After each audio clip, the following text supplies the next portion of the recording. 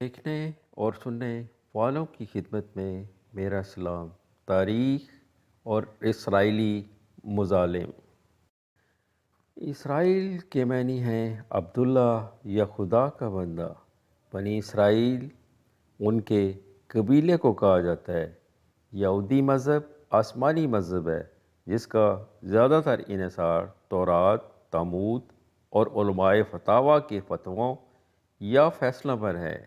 یہود اہل کتاب شمار کیے جاتے ہیں اور اپنے مذہب کی بنیاد حضرت ابراہیم علیہ السلام سے کرتے ہیں۔ حضرت ابراہیم علیہ السلام کی شخصیت اتنی عمدہ اور باوقار ہے کہ دنیا کے تینوں بڑے مذہب اسلام، عیسائیت اور یہودیت آپ کو ابو الانبیاء مانتے ہیں۔ انبیاء کی کثیر تعداد اسی قوم میں آئی جس سے ان میں غرور اور تکبر پیدا ہوا اور یہ اپنے آپ کو سب سے عرفہ اور اعلیٰ سمجھنے لگے۔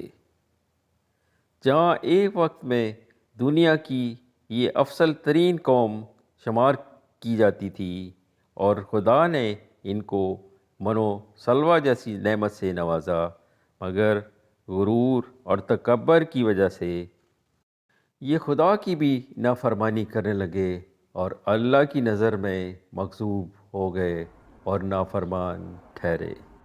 بنی اسرائیل کے متعلق تاریخی حقیقت یہ ہے کہ انہوں نے بہت سے نبیوں کو قتل کیا جن میں ان کے اپنے قبیلے کے حضرت زکریا، حضرت یحییٰ علیہ السلام بھی شامل ہیں۔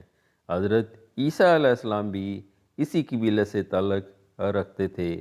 ان کو بھی قتل کرنا چاہا مگر اللہ نے انہیں بچا لیا۔ تاریخ گواہ ہے کہ یہودیوں نے ہمیشہ ظلم اٹھائے ہیں، چاہے وہ نبی ہوں یا چاہے خلق خدا۔ مسجد اقصیٰ اور سرزمین قدس کے ساتھ مسلمانوں کا جو ایمانی اور جذباتی تعلق ہے وہ ایسا نہیں ہے کہ اس کو فراموش کر دیا جائے۔ مسجد اقصیٰ کے سلسلے میں قرآن پاک میں اللہ تعالیٰ نے مستقل آیتیں نازل فرمائی ہیں۔ مسجد اقصیٰ سے تعلق کی ایک اور وجہ یہ بھی ہے کہ مسلمانوں کا یہ قبلہ اول رہا ہے۔ مسجد اقصیٰ اور سرزمین فلسطین متعدد انبیاء کے قیام گاہ اور ان کا مدفن ہے۔ وہاں کی مسجد حضرت سلیمان اور حضرت داؤد علیہ السلام کے ذریعے تعمیر ہوئی۔ مسلمانوں کا تعلق سرزمین فلسطین سے ہے، وہ انتہائی جذباتی قسم کا ہے۔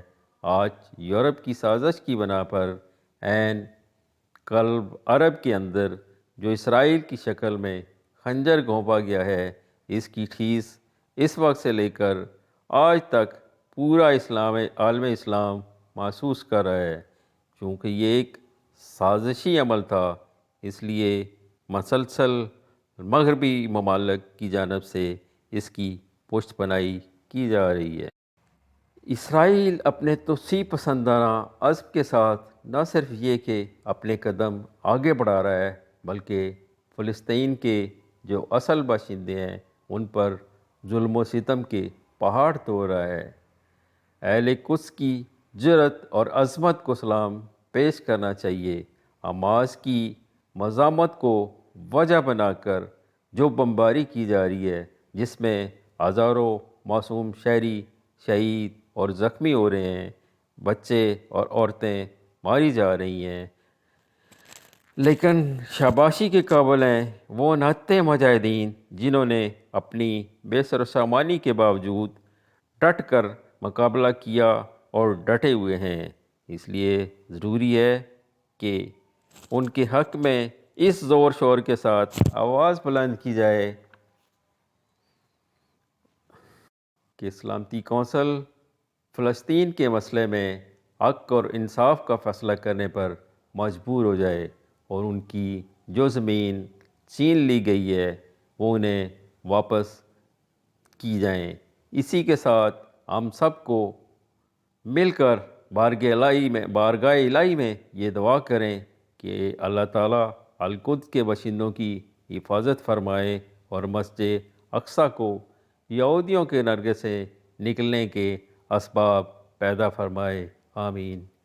اسی کے ساتھ اجازت اس دعا کے ساتھ، مدد کن فی سبیل اللہ وحق کے یا رسول اللہ۔